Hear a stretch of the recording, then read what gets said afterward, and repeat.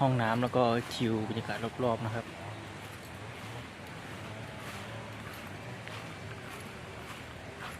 บรรยากาศดีมากเลยครับผม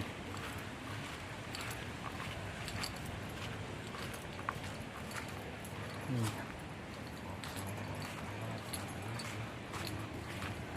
ถ้าใครมาก็เข้ามาติดต่อตรงนี้ได้เลยนะครับตรงนี้นะครับเข้ามาทางเข้ามาจะอยู่ตรงนู้นครับผมนี่ครับติดต่อตรงนี้ได้เลยนะครับ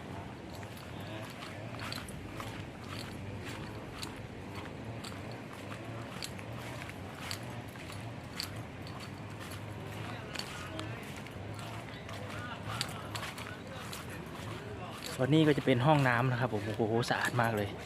ถือว่าดีเลยนะครับนี่จะเป็นห้องน้ำชายห้องน้ำหญิงนะครับห้องน้ำหญิงจะอยู่ฝั่งนี้นะครับผม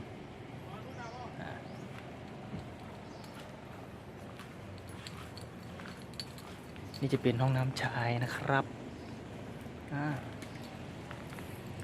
ไปดูกันเลยโอ้โหดีมากเลย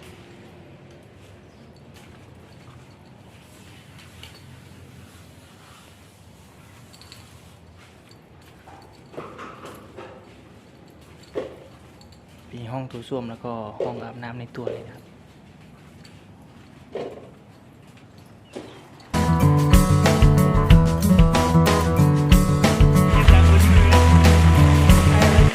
ตอนนี้นะครับฝนตกครับผมฝนตกอย่างแรงน้ำขังครับดูสิว่าเราจะอยู่รอดถึงวันพรุ่งนี้ไหมอุปกรณ์พร้อมแล้วต้องรอดครับบรรยากาศดีมากฝนตก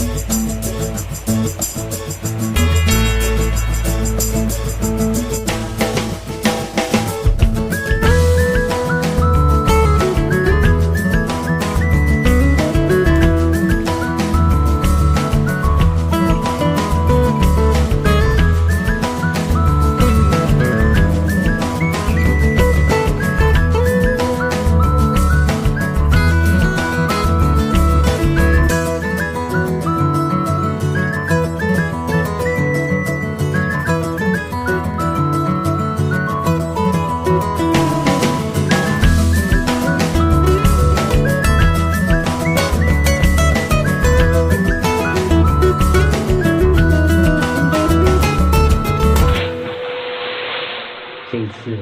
我真的睡着了。